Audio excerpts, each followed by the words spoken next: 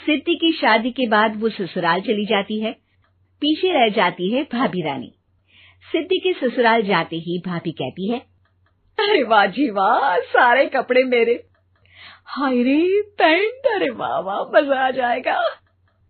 अरे ये सिद्धि की अलमारी के सामने खड़े होकर क्या बड़बड़ा रही है? जाकर देख मेहमानों को विदाई की मिठाई मिली कि नहीं। अब हाँ माँ जी, क्यों नहीं, लेकिन पहले कपड़े तो बदल लूं। अब रानी आ जाती है सिद्धि के उन कपड़ों में जो वो ससुराल जाने से पहले घर छोड़ जाती है। अरे रानी, कुछ दिन रुक जाती। अरे ये तो सिद्धि बिटिया को मैंने ही दिया था, बड़ा ही फबता था उस पर, तुझ पर तो कुछ खास नहीं लग रहा। अब वो ना मेरे सारे कपड़े गीले थे तो सोचा पहन लूं। वैसे भी सिद्धि को कौन सा दिन पुराने आउटडेटेड कपड़ों को पहनना है।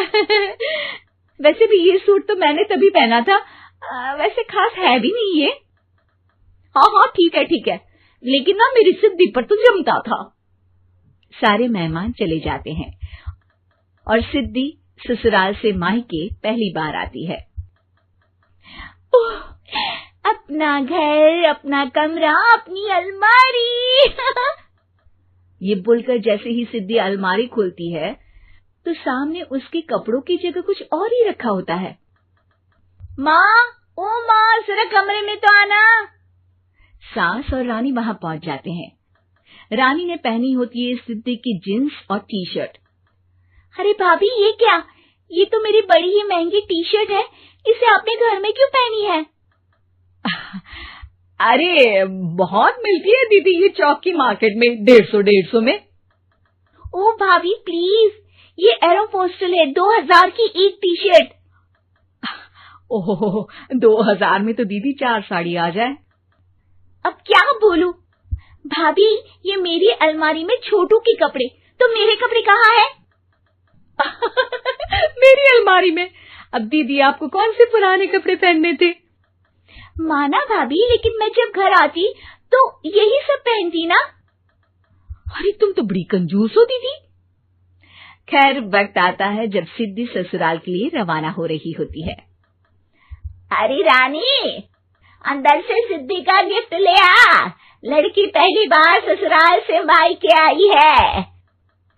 रानी अंदर जाती है और एक सिंपल सी साड़ी लेकर बाहर आ जाती है। ये लीजिए माँ जी। सास बेटी को गिफ्ट देकर ससुराल भेजती है। अगले दिन रानी एक सुंदर सी साड़ी पहनकर सामने आती है। अरे रानी, ये तो वो साड़ी है जो मैंने सिद्धि को देने के लिए दी थी जब वो ससुराल ले जाती, लेकिन ये तूने कैसे पहन ली? अरे माँ जी, ये साड़ी तो मुझे बहुत पहले से ही पसंद थी, लेकिन चिंता ना करिए, मैंने सिद्धि के लिए भी अच्छी सी साड़ी दी है। हाँ। तभी सिद्धि का फोन आता है। क्या माँ, कुछ अच्छा तो दिया होता ससुराल ले जाने के लिए। अरे पहले दिखा दिया होता। यूं चमकते हुए पैकेट में नौकरानी वाली साड़ी मत दिया करो माँ। अरे बेटे, वो तेरी भाभी ने ना गलती से उससे पैकेट बदल गया। हाँ, मैं कल ही तेरे भाई के हाथ से तेरा वाला पैकेट भेज दूंगी। अरे रहने दो माँ, आई एम श्योर भाभी ने अभी वही साड़ी पहनी होगी जो तुमने मेरे लिए रखी थी। तुम तो समझ नहीं पाई उनको।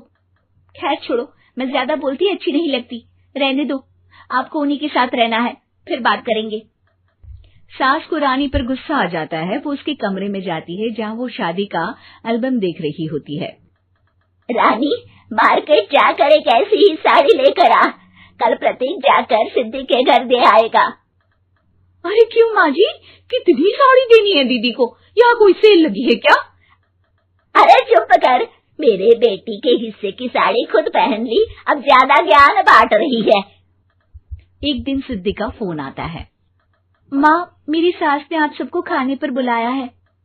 सारे लोग सिद्धि के ससुराल पहुँचते हैं। खाना खाकर वो लोग निकल रहे होते हैं कि सिद्धि की सास सभी को गिफ्ट देती है। अरे बहन जी, बेटी के घर का खाना खा लिया, यही बहुत है जो आप ऊपर से गिफ्ट भी दे रही है। अरे बहन जी, आप भी कहाँ इन बातों पर विश्वास कर रही हैं। सास सभी को गिफ्ट देती है, लेकिन रानी को जो साड़ी देती है वो अजीब सी हरे रंग की लाल रंग के बड़ी छाप वाली होती है। अरे छी, ये कौन पहनेगा? सासू माँ को तो जरी वाली इतनी सुंदर, और मेरे लिए ये नौकरानी वाली। अरे भाभी, दरअसल मैं जब भी घर आती थी आप वापसी में ऐसी ही साड़ी देती थी ना, तो माँ ने सोचा कि आपको आपकी पसंद की ही साड़ी क्यों ना दी जाए। बेचारी रानी, बोलती भी तो क्या।